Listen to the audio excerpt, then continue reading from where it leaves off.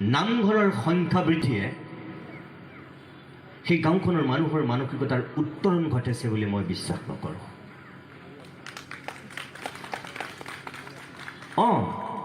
যদি সেই গাঁওখনত এটা লাইব্ৰেৰীৰ পৰা দুটা লাইব্ৰেৰী হৈছে,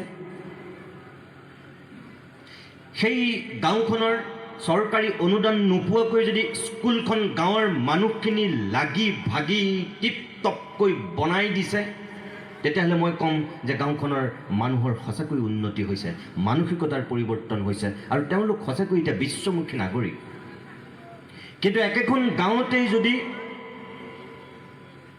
120 ঘৰ মানুহ থকাৰ পিছত প্ৰথমতে এটা নামঘৰ, তাৰপিছত যদি দুটা নামঘৰ, আৰু তাৰ পাছত যদি আকৌ কোনোবা সংঘ, কোনোবা বামুণীয়া, এনেকুৱা ভাগত যদি আকৌ সেই দুটাৰ পৰা তাত তিনিটা, আপোনালোকে মোক বেয়া পালেও মই ক'ম যে মই নাভাবোঁ যে সেই গাঁওখনৰ মানুহৰ সঁচাকৈ ক'ৰবাত সমন্বয় আছে, ক'ৰবাত সম্প্ৰীতি আছে, ক'ৰবাত তেওঁলোক এক হৈ আছে, মই বিশ্বাস নকৰোঁ।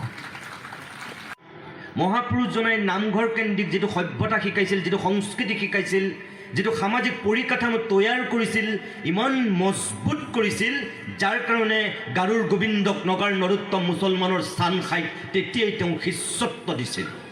এই শ্ৰেণীহীন সমাজ, উচ্চ নিচ এইবিলাক ভাগ বিচাৰ নকৰিবৰ কাৰণে। আৰু তাৰপিছত আমি আজি কি কৰিছোঁ?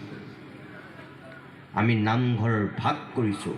গাৰ জোৰত ধনৰ বলত আমি যদি কিবা প্ৰকাৰে নামঘৰ পৰিচালনা সমিতিৰ সভাপতি সম্পাদক হ'ব পৰা নাই, ক'ৰবাত যদি আমাৰ আমাৰ যদি অহংকাৰৰ ক'ৰবাত অলপ ইজনৰ লগত সিজনৰ গণ্ডগোল হৈছে, তেতিয়াহ'লে আমি এটা বেলেগ খেল তাতে তৈয়াৰ কৰিছোঁ।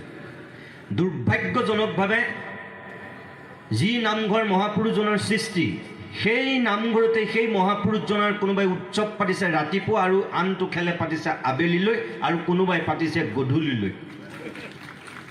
গাঁওখনত তিনিটা খেল, নামঘৰ এটা। এয়া শিকাইছিলে নেকি? সমন্বয়ৰ থলী।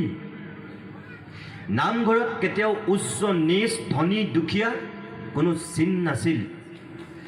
তাত জমিদাৰৰ যিটো জেগা পাইছিল, আটাইতকৈ দুখীয়া ভিকহুজনেও সেই একেই মৰ্যাদা পাইছিল নামঘৰত। আজিও যে আপোনালোকৰ ইয়াত এই আমি মাহ প্ৰসাদ খাইছোঁ, আমিতো সকলো একেলগে বহিছোঁ। তাত কোন গোসাঁই, কোন ব্ৰাহ্মণ, কোন কোঁচ, কোন কলিতা, কোন আহোম, কোন মিচিং, কোন মটক মৰাণ, এইবিলাক আমি বিচাৰ কৰিছোঁ নেকি? নাই কৰা।